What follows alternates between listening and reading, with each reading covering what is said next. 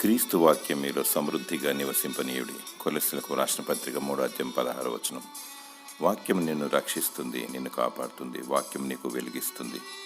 వాక్యము నీకు జీవమిస్తుంది. పంచభూతములు లయమగును కానీ వాక్యము నిత్యము నిల్చును. వాక్యమనగా ప్రభు అయిన యేసుక్రీస్తే. ఆది అందు వాక్యముండెను, వాక్యము దేవుని యొద్ద ఉండెను, వాక్యము దేవుడెండెను. ఆయన ఆది అందు దేవుని యొద్ద ఉండెను. సమస్తమును ఆయన మూలముగా కలిగి ఉన్నది ఏదియు ఆయన లేకుండా కలగలేదు. ఆయనలో జీవముండెను, మొదటివాడు కడపటివాడు, సజీవుడైన నిత్యుడగు తండ్రి ఆయనే. వాక్యము వినుట వలన విశ్వాసం వస్తుంది. ఆ వాక్యము నిన్ను బ్రతికిస్తుంది, ఆత్మీయ జీవమును దయచేయుచున్నది.